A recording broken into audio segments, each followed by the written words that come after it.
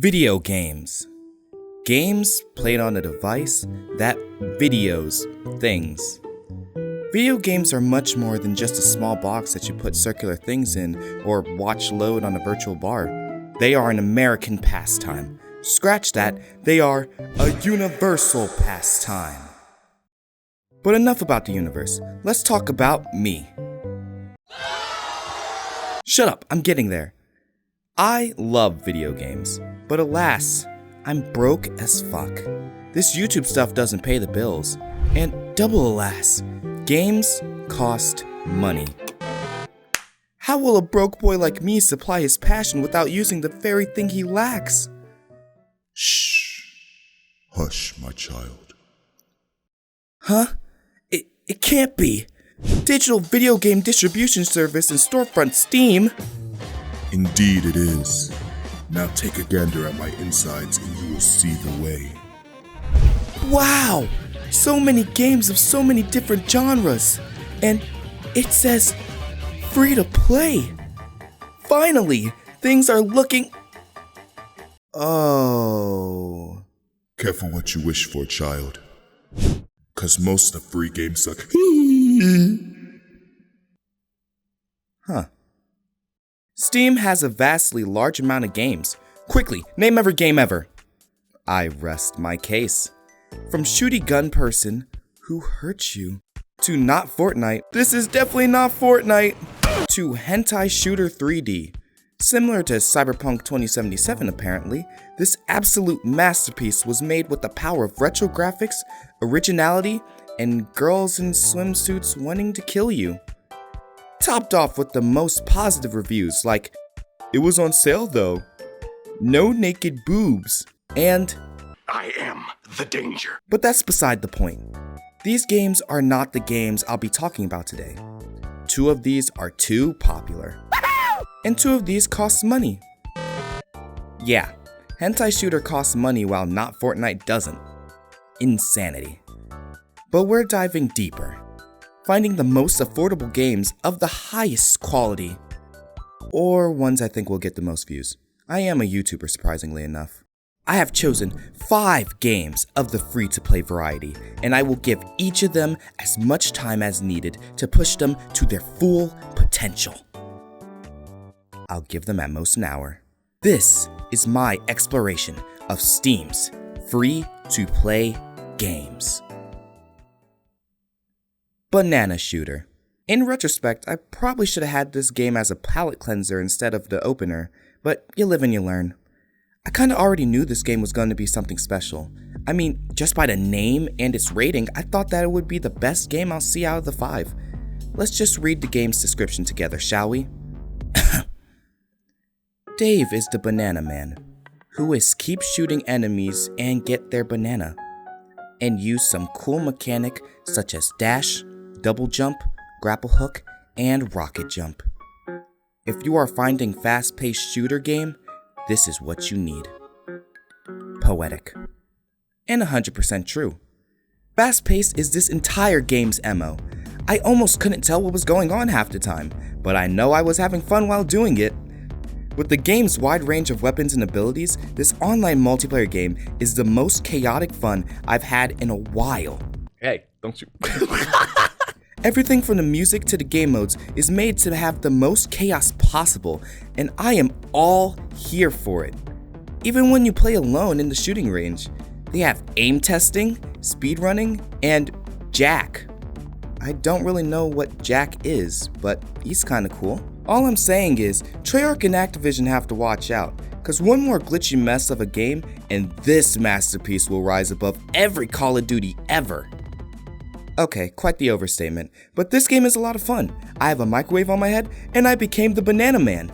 I actually almost broke my no more than an hour rule just to win one game, but damn did it feel good when I did. The only issue I had with this game was the disembodied voice that talked every time I got a kill or died. It's fine to have that, but how much he talks compared to the number of voice lines he has is a bad ratio. But I did find it amusing when he randomly decided to eat his mic. I could eat my fucking microphone too. Overall, a good game with a couple flaws. Gives straight shitpost energy in video game form, And I don't know about you, but the shitpost status is a pretty prestigious one. I give this game 7 banana guns and a banana knife out of 10. Pineapple on pizza. More like vibe apple on pizza, cause this shit hit different. Let's just stop for a second and listen to these tasty licks.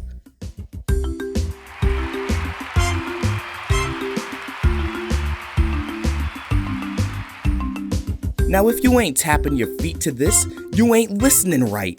I came into this game just vibing to the soundtrack, looking around and seeing these lovely people busting a move the only way they know how. This entire game was just vibe central. I can't believe it, but I was non-stop head bobbing for like 30 minutes straight. It's insane. There's a cliff you can jump off of, sailboats, turtles, and straight vibes. What more can you ever want from a game? Gameplay? Man, shut your ass up and listen to this vibe again. Honestly, walking around the island, seeing all the different dance moves, and getting to groove to the music was a nice change of pace from the fast-paced shooting I was doing prior. It definitely has a space in the gaming world, even if it isn't much more than a soundtrack attached to a walking simulator. But come on, look at these moves! You gotta bump it up a few notches. You also get to jump into a sick volcano when you're done. Definitely a fun little game to play, but very much lacking in game. I'll give it 5. What the fuck? I just erupted the volcano. Oh, guys, there's lava coming down right now. No! Guys! Oh. What? Bro, the alley-oop and the baby! Oh my god! No! Dude, I didn't mean for this to happen. Guys, stop dancing. Oh my god! Oh my god. Yep, I just got Canyon petted. Nice, fun, cheerful vibes turned into complete terror as I watched the people that I had fun seeing dance get engulfed in the volcano's flames. Even worse, all of this terror was just for a visual pun of the island's post-magma pools looking like pineapple on a pizza. I'm sure in some ways this is poetic, but I can't help but feel a gigantic wave of guilt. I just destroyed Vibe Central fucking around near a volcano. I give this game 6 sorries out of 10. Sorry, bro. Bridge. Bridge. Bridba. Bridgadaba. Let me ask you a question. Have you ever played a game of kick rock? You know, just kicking a rock around as you walk around from place to place.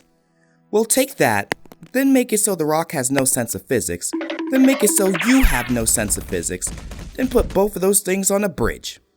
Then add weird rock formations for some reason. And you got Brigadaba, one of the worst games I've ever played. Remember when I said that Pineapple on Pizza was a soundtrack attached to a walking simulator? Well, I take that back wholeheartedly, because if this is what a walking simulator is, I never want to do it again. And I played for 30 minutes. Did I ever tell you what the definition of insanity? No, shut up, Vaz. The definition of insanity isn't doing things over and over and expecting shit to change. It's playing this game. The mere act of opening this game should be enough, and I mean this in the harshest way possible, to put you in a mental institution. Because there are so many more things you could do with your life. I swear to all things holy, if you play this game for any reason other than the entertainment of the masses, or making terrorists talk in a cruel display of mental and emotional torture, you, sir, are literally insane.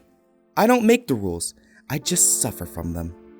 In my 30 minutes of pure unadulterated torture, I made it past 2 stone walls. Oh, did I not mention that to break those walls you need to kick the rocks into them?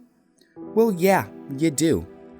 Did I also mention that the rocks have a mind of their own, and the only thing on their mind is to find their way to water, which in turn makes it so you have to restart over and over again?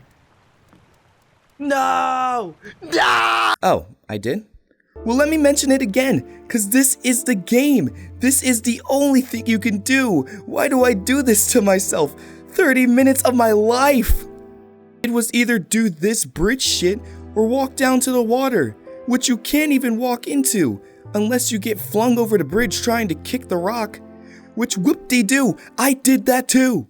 And below me. Oh my god!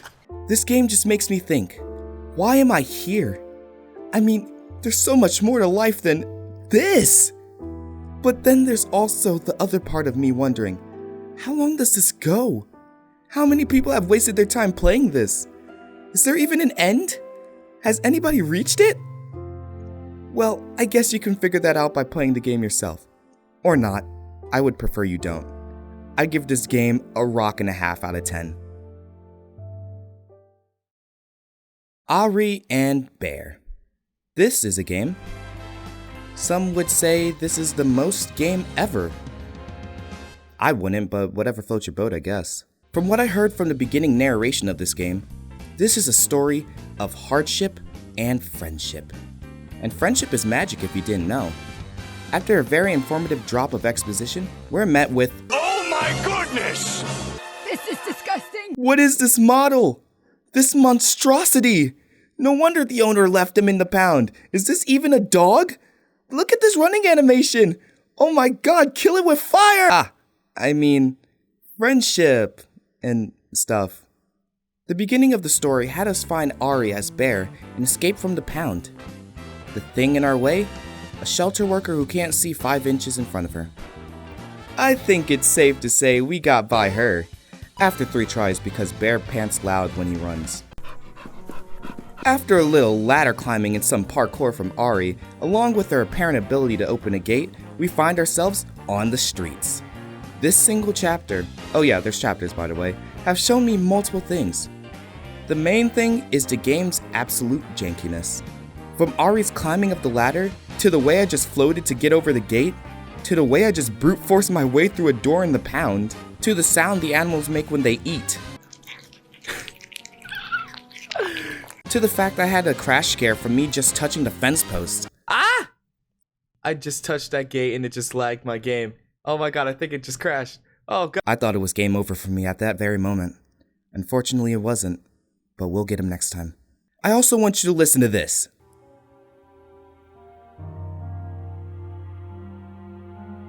This is the music that plays constantly in the background while you're playing the game.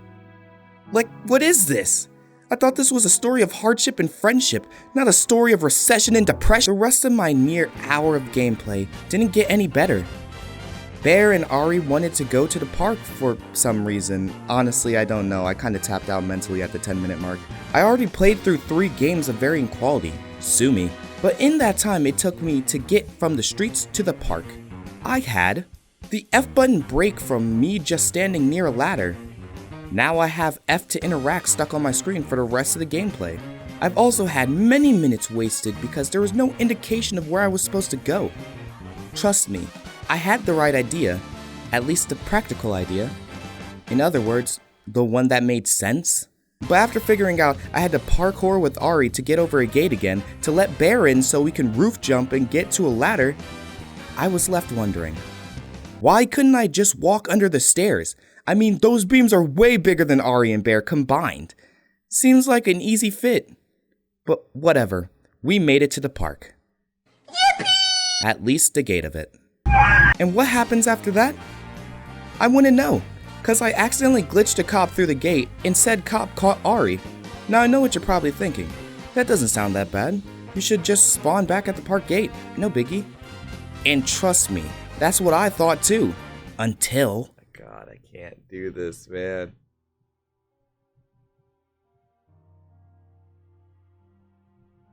Wait.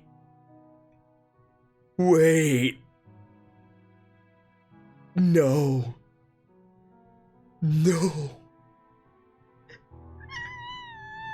It restarted from the beginning. Who thought that was a good idea? Whatever, it gave me a reason to stop playing this game 15 minutes before the hour mark. It's a bad game with bad graphics and a story that could have been good if it wasn't surrounded by so much bad. I give it 4 dogs and or cats out of 10. From the grave. Okay, let me be honest with you. I only played a hefty 10 minutes of this game. and I think that was plenty of time. Call me lazy, but I would call this a move of pure preservation of my brain. The only reason I didn't scrap this game from the video is because, and I quote myself here, it's good enough to make the video, but not good enough for me to bother playing again. I said this after I closed out my current game when I was only trying to pause it. What? Like, listen to the title screen for a second. Does this song scream I'm fighting undead hordes to keep myself alive? No! It screams I just tore a hole in my pantaloons and I'm fighting to find a tailor to keep my dignity alive. Not quite the same ring to it. I promise you, I've given every game I've put on this video the time of day and really wanted to give each game a fair shot to impress. I played more than just 5 games, but many didn't make the cut. So I mean this when I say it. This game didn't give itself a fair shot at being even a decent game, let alone good. But it's still fucking hilarious, and that's why it's here. And the gameplay is even worse, because this game is a Call of Duty Zombies ripoff. They even stole the buying sound from the game. They even used the fucking Call of Duty sounds. It's crazy how I mentioned Treyarch and Activision earlier. That was not planned. Zombies spawn out of nowhere, and you can't really tell where they're coming from, so how am I supposed to prepare? There are way too many spots in the starting area that you can get caught on. I swear it's like Black Ops 1's Map 5, but on crack. Laced with fentanyl. It's so obvious that the creator wants this game to be like COD, so they just slapped everything into a castle that I'm sure is some asset from the Unity store or something, then changed the name, and dibbly doobly, you got yourself a new COD Zombies. Even the character has cool one-liners. Try to kill me? You should give up now! What are you doing? You're not Tank Dempsey. This game is not a good one. I stayed in one room and trained zombies. That was pretty easy until I ran out of ammo. What do I do now? There aren't any perk drops, so no max ammo. I also haven't seen a box to buy from. I would think that the creator expects you to buy another gun before that happens, but you can't refill on ammo. You have to buy a new gun completely, at the same price. Unfortunately, I was broke, and then subsequently got cornered into an area where the zombies couldn't hit me. This game wasn't thought out in the slightest, and I get that it's free, but come on, where's the passion? There are coders and game developers that make games that they know nobody will play since they won't release, but even then, they put their all into it to make it good for them. Where is that here? Honestly, I think I'm putting more thought into this than the creator did. 2 Tank Dempseys out of 10. And that is our 5 games for today, and the conclusion to our exploration of Steam's free-to-play games. This video was a little different from what I usually do, but I'm trying new things while this channel is still young. If you liked it, give the video a like, and maybe drop a subscribe, follow my socials, and join the Discord server to sweeten the deal for me. All of that in the description. Also, comment down below what game you thought was the best, and also maybe some free games for another video like this. All of that will be very appreciated. But that's it for me. This is BigNameyBoi, signing out. Also buy my merch.